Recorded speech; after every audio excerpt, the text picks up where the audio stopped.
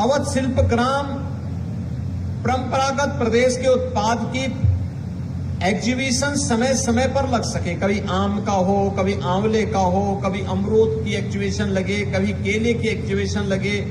उत्तर प्रदेश के अंदर अलग अलग औद्यानिक फसलों के साथ साथ कृषि विभाग के द्वारा भी पैदा की जाने वाली उपजों की प्रदर्शनी का भी यहां पर एक केंद्र बिंदु बने। मेरी इच्छा थी मैं हर एक स्टॉल पे जाऊं, लेकिन समय की बाध्यता थी, इसलिए हर एक जगह नहीं पहुंच पाया। लेकिन एक कमी जो मुझे देखने को मिली वह आम तो मैंने देखे, लेकिन ऑर्गेनिक आम अभी तक यहां पर देखने को नहीं मिला। और मुझे लगता है कि इसकी डिमांड भी ज्यादा होगी। मैं वही पूछ रहा था कि हमने उपज तो बढ़ाया, एक्सपोर्ट बढ़ाने के लिए डिमांड और सप्लाई के बीच में बेहतर समन्वय बनाने के साथ ही उस उत्पाद की समय पर उपलब्धता और उसकी क्वालिटी को ध्यान में रखते हुए,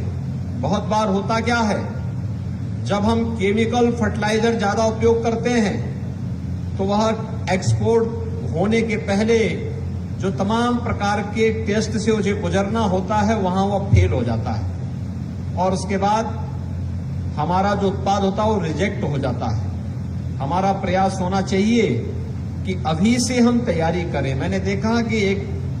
बहराइच से आए हुए यहां पर एक बागवान ने 1 वर्ष के अंदर ही आम की फसल लेना प्रारंभ किया। अगर 1 वर्ष के अंदर आम की फसल ली जा सकती है, थोड़ी सी तैयारी हो, और तीसरे साल में वह आम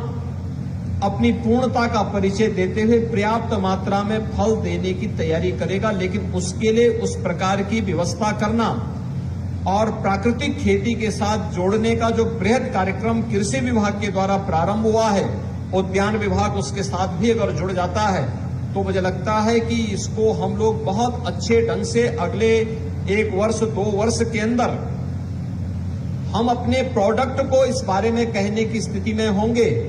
कि यह एक ऑर्गेनिक प्रोडक्ट है और हमें बीज से लेकर के इसकी तैयारी करनी होगी। बीज से लेकर के